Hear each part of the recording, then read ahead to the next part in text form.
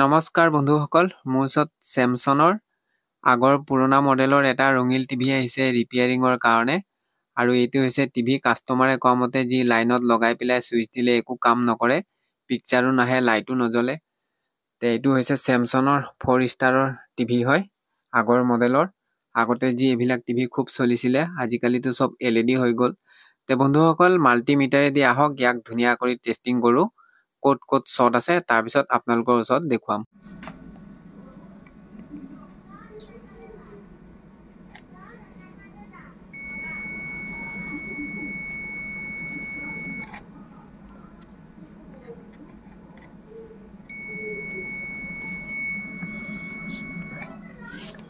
তে বন্ধুসকল, ডাইটটোতে শ্বৰ্টটো ধৰিব পৰা যায়। যদি শ্বৰ্ট থাকে দুইফালে ৰিডিং আহিব, আৰু শ্বৰ্ট যদি নাথাকে তে একফালে আহিব।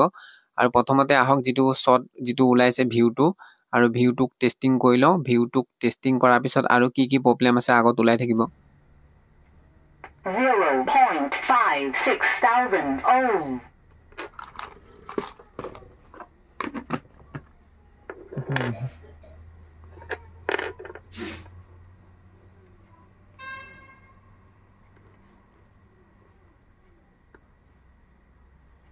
তে বন্ধুসকল, যি দেখিব পাৰিলে ভিউটো শ্বৰ্ট আছে, আৰু ভিউটোকো চেঞ্জ কৰি দিলোঁ। আৰু লগতে EST-টো বেয়া আছিলে, এইটোকো সলাই দিলোঁ। তে ভিউ আৰু EST দুইটা চেঞ্জ কৰা হৈ গ'ল। আৰু আহক এতিয়া যি ধুমাধুম আমি ফিটিং কৰিম। আৰু ফিটিং কৰাৰ পিছত লগাই চালে আকৌ গম পাম যদি কিবা কিবি প্ৰব্লেম আছে। তে বন্ধুসকল, এতিয়া য'ৰ কানেকশ্যন য'ৰ পৰাই যেনেকৈ খুলিছিলোঁ সেনেকৈ য'ত য'ত আছিলে তাত জেগাই জেগাই লগাই দিব লাগিব।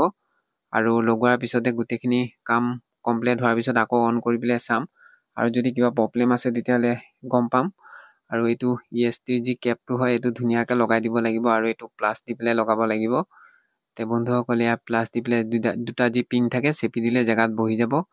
আৰু এই পিছফালৰ যিখন বৰ্ড আছে এইখনো ধুনীয়াকৈ জেগাত বহাই দিম। আৰু গোটেইখিনি কাম কমপ্লিট হোৱাৰ পিছত আকৌ টিভিটো অন কৰি পেলাই চাম, তাৰপিছত যি ইয়াৰ ৰিজাল্ট ওলাব। আৰু বন্ধুসকল, টিভি গোটেইখিনি কমপ্লিট হোৱাৰ পিছত ডাইৰেক্ট লাইনত লগাব নালাগিব, চিৰিজ লাইনত লগাব লাগিব। এইটো হৈছে বাজাজৰ 200 ৱাটৰ যি বল হয়। আৰু চিৰিজ কানেকশ্যনত যদি লগাওঁ তেতিয়া যদি শ্বৰ্ট থাকে তেতিয়াহ'লে লাইটটো ডাইৰেক্ট জ্বলিব, আৰু যদি অ'কে হৈ যায় তেতিয়াহ'লে আপাৰ ডিপাৰ মাৰিব। তে বন্ধুসকলে চিৰিজ কানেকশ্যনত লগালোঁ, আৰু যিটো পাৱাৰ কেবল আছিলে এই কেবলডালো চেঞ্জ কৰি দিলোঁ, আৰু লিক আছিলে। তে বন্ধুসকল, এয়া যি দেখিব পাৰিছে আপাৰ ডিপাৰ এয়া মাৰি আছে। তে আমাৰ টিভি অ'কে হৈ গৈছে, আৰু এতিয়া ডাইৰেক্ট লাইনত লগাব পাৰিম।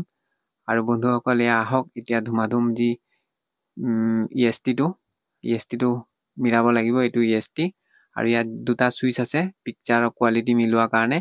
ইয়াত যাক যেনেকৈ লাগে সেই হিচাপত কোৱালিটি মিলাই ল'ব পাৰে। তে গোটেইখিনি কোৱালিটি মিলোৱা হৈ গ'ল। তে আহক এতিয়া ধুমাধুম টিভিটো অন কৰি পেলাই চাওঁ। তে বন্ধুসকল, ইয়াত এটা প্ৰব্লেম পালোঁ। স্পীকাৰ যি দুটা আছিলে এইটো বজে, আৰু এইফালৰ স্পীকাৰটো নবজে। তে ইয়াক টেষ্টিং কৰিব লাগিব। টেষ্টিং কৰাৰ আগতে ধুমাধুম আহক যি খুলি লওঁ।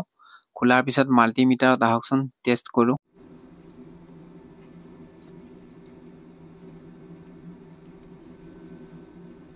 $0.03,000 ohm. Overrange.